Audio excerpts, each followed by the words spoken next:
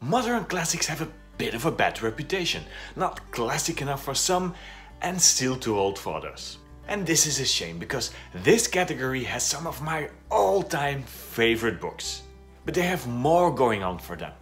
The language is often more accessible than the older classics, and the ideas and worlds described in them is something we know much better than the olden days. But I get it, because this category also has some of the notoriously most difficult books to read. No, I haven't finished Ulysses myself, and I am deeply suspicious of anyone who claims they have. So, how do you make a reading guide on a category that seems to be all over the place and has got so much going on? So I got thinking, and suddenly it hit me. Hi friends, my name is Bart, welcome back to the channel, and this week I'm talking all about how to read modern classics. Now, as always, I will link all the books that I talk about down below so you can do your own research. And I will say, if you haven't watched my video on how to read classics yet, please do so. Because in that video I will explain a few tips and tricks and ways on how I approach classics that I will not be repeating in this video. So if you haven't seen that one yet, do give it a view and then come back here. So, how do you read modern classics? Because the books are so vastly different, I stop thinking about them and start thinking about you, the reader. So I've split all of us up in two categories. Entry-level readers and the next-level readers. I don't want to use beginner or advanced or intermediate. No, these categories are more about how accessible these books are. It is all about pairing the right book with the right reader, which is the key to enjoying some of these wonderful pieces of literature. Now, before we go on, I will have a few caveats. First of all, let's make sure we're talking about the same period. When I'm talking modern classics, I'm going to go from beginning of the 1900s all the way up to the 1970s. Now, I have seen videos and I have seen articles that span the entire 20th century, but I'm not going to do that, because for the very literary reason that from the 80s on, we're talking about my life, and I refuse to be a modern classic. I'm a contemporary classic, thank you very much. Now, the other restriction I will be making is that I will not talk about very genre-specific books. I'm not going to talk about the rise of the detective story, and I'm not going to talk about either science fiction or fantasy books. Now, these two genres knew their absolute boom in this period, but talking about them would make them dominate this list. Now, science fiction and fantasy in the 20th century is a video in itself. And in fact, if you would like to see a video like that, let me know down below in the comments. Now, let's come out of the gate swinging with this first recommendation I have for you. And that is The Great Gatsby by Scott Fitzgerald. We all know this book, we all know this story. And it is one of my absolute all-time favorite books. The Great Gatsby is a time capsule, and never before in the whole history of literature has a book captured a place and period in history so well as The Great Gatsby. This is the America of the 1920s, ever growing ever faster with a pace that is actually not even healthy for you, and in the end you will end up crashing. The Great Gatsby is the story of the entire Roaring Twenties, but it has been told with characters that are so recognizable and so flawed that you have to love them. It is a very accessible read, it reads very quickly, and is an absolute masterpiece. So as our first recommendation in the entry-level category, I'm going with The Great Gatsby. Now, the second one might be a bit of an unpopular opinion, so let's talk Hemingway. Now, I am a huge Hemingway fan, but I will recognize that there is a lot to say about Hemingway as a person. Misogyny, toxic masculinity, we know the story. But Hemingway as a writer is a whole different discussion. In fact, I will even argue that Ernest Hemingway isn't that good a writer, but he is an excellent journalist. Ernest Hemingway is a acute observer and understands the art of translating what he sees and hears and smells into a crisp, almost photorealistic view. Now, I could have picked The Old Man and the Sea, but I'm not going to. I'm going with A Farewell to Arms.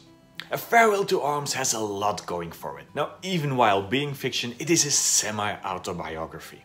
Hemingway was in the war, Hemingway saw what he describes in this book, and he actually got injured in combat, so he knows what he's talking about.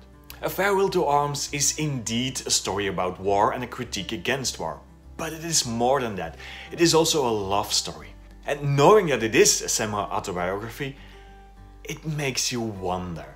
It is one of those love stories that is probably true, actually. It is written in this very crisp language that we come to know and love Hemingway for.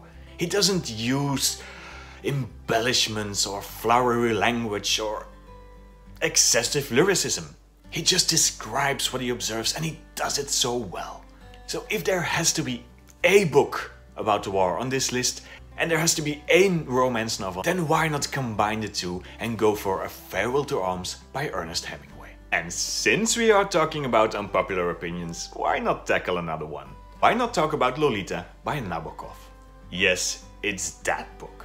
Now, I know a lot of people have a lot of opinions and a lot of feelings around this book, but I also know that a lot of people haven't read this book because of those opinions. No, it is not a book that glorifies what you think it is going to glorify. In fact, it does the opposite. Nabokov knew he was going to shock his audience. And in fact, that was his intention. But he's not going to shock you with the actual contents of the book. No, he's going to shock you with your own ideas. In its core, Lolita is a court case book, but the main character is such a charismatic man with such a way of words that he might get you to doubt. So you're not the reader in this book, you're a member of the jury, and he is about to convince you that he was not guilty of the things he was charged with. Lolita is a book that is written for you, the reader. It will force you to examine yourself and ask you some very difficult questions. It reads very quickly. In fact, the language used in Lolita is more accessible than some modern books. It is an absolute masterpiece, and I will champion it any day. So, as our number 3, do give it a try, Lolita by Nabokov. Now, for our number 4, you could argue that this is a children's book, and I agree, it can be read as one. But it has so much more going on. I'm of course talking about The Little Prince by Saint-Exupéry. Now, this is a wonderful book that will appeal to both children and adults. It deals with things like friendship and loneliness and questions that we ask ourselves every day. It is a beautiful story and often even more beautifully illustrated. It is a timeless classic that everyone should have on their bookshelf, whether you have children or not. It is one of those books that you keep picking up throughout your life and finding different and new nuggets of wisdom in it. So The Little Prince, Le Petit Prince by the Saint-Exupéry is one of the must-read modern classics. Our 5th and last recommendation for this entry-level category takes us to a bit more modern times, and it is I Know Why the Caged Birds Sing by Maya Angelou. Maya Angelou was challenged by her editor and friends to write an autobiography that is also literature. And she did it so well with this book. This is a coming-of-age story. This is about her youth growing up as a young black girl in the United States of America. It is not just a story about racism or segregation. It is a story about what these things do with a young girl growing up. It is a book about identity, but also about dignity, about the importance of family, but also about the civil rights movement. It is an autobiography, but it reads as fiction. It is an award-winning, celebrated book. In fact, Maya as a character in this book has been called a symbol for every black girl growing up in America, back then and today. So if you want to get both political and personal, I'm going with I Know Why Caged Birds Sing by Maya Angelou. And then we come to our next level category. The books in this category are still very good, but are a bit more challenging to read. They were often created in a time of literary turmoil, of modernism, a time where people said, you know how we used to write books? Yeah, let's not do that again. So without further ado, let's get into my 5 modern classic recommendations for those readers that want a bit of a challenge. And for our first book, now I've said modernism, we have to talk about Virginia Woolf. I don't think there is a more iconic modernist writer than Virginia Woolf. Now, I personally love To the Lighthouse, but I think that Orlando is a better way to go if you start reading Virginia Woolf. Orlando, a biography, is a lot of things. For some it is a satire, for some it is an iconic feminist work. For me, however, it is a love letter. A love letter to Virginia Woolf's lover, the poet Vita Sackville-West. This is a modernist book, so it does a few strange things. It is about Orlando, a young nobleman, a poet, and one of the Queen's favorites. Now, throughout the story, the character of Orlando starts switching identities and switching genders, and seemingly lives forever. Now, the character of Orlando is without any doubt Vita Sackville-West, and it is almost as if Virginia Woolf tries out things on her. How would you be if you were a man? How would you be if I dress you in furs and make you a feral princess? It is an imaginary exploration of a woman she knew so well and so intimately. It is about throwing out everything we know while still talking about things we know ever so well. So as our first next level entry, Orlando, a biography by Virginia Woolf. Now, if you think Orlando is strange, let's talk Kafka. Now, I've touched on the Metamorphosis by Kafka very briefly already in my video on magical realism, but it certainly should be in this list. If you don't know, the Metamorphosis is about a man who wakes up on a morning and finds that he has transformed magically into a giant bug. And the whole story, the whole book is about how to adapt to his new life. A lot has been said already about Kafka's Metamorphosis, and I'm sure a lot of literary critics are going to keep studying this book, because it's so fascinating. So if you're up for a bit of a challenge, do try Metamorphosis by Franz Kafka. Now for number 3, I'm going with realism.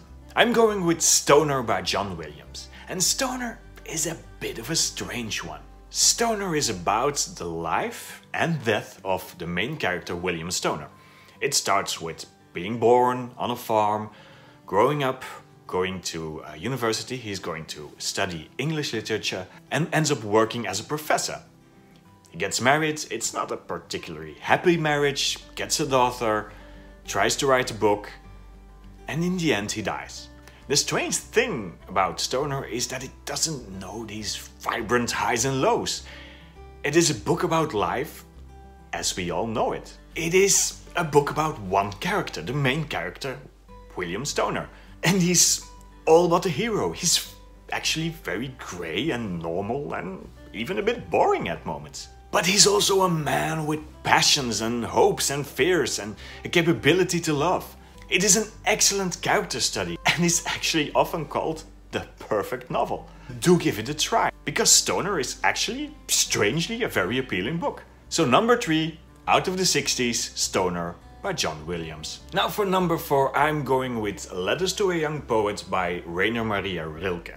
Now this is an actual collection of letters between two poets.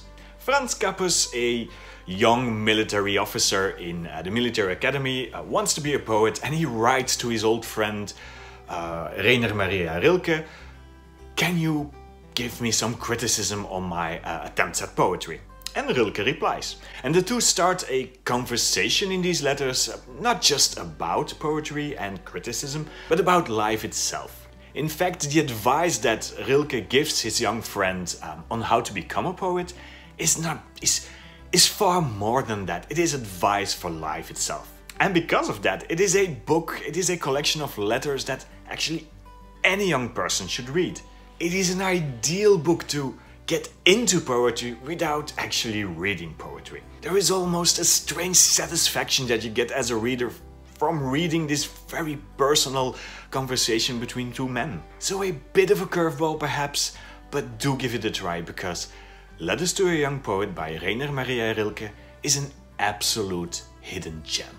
And since we're now talking about poetry, let's do some actual poems. Now, this is a bit of cheating, since the book A Little Larger Than the Entire Universe has been printed at a much later date, but it is a collection of poems that are all written in our designated period of time. And the poet is, of course, Fernando Pessoa. Fernando Pessoa was a Portuguese poet in the first part of the 20th century. He was multilingual, and perhaps he's one of my most favorite poets of all times. Now with Pessoa you don't get just one poet.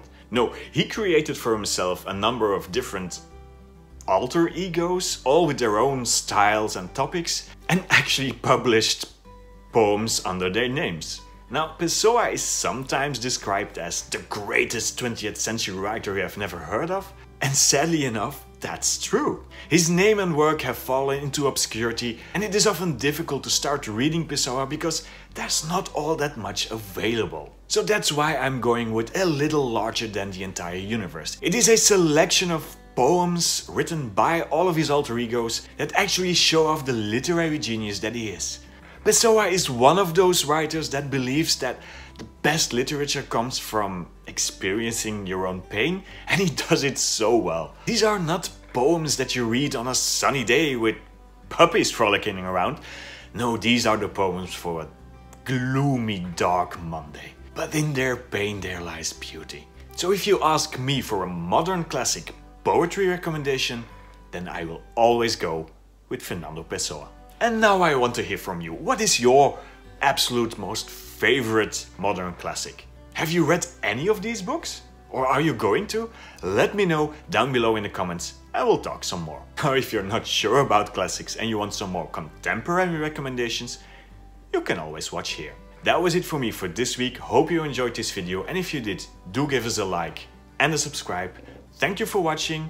See you next time. Bye.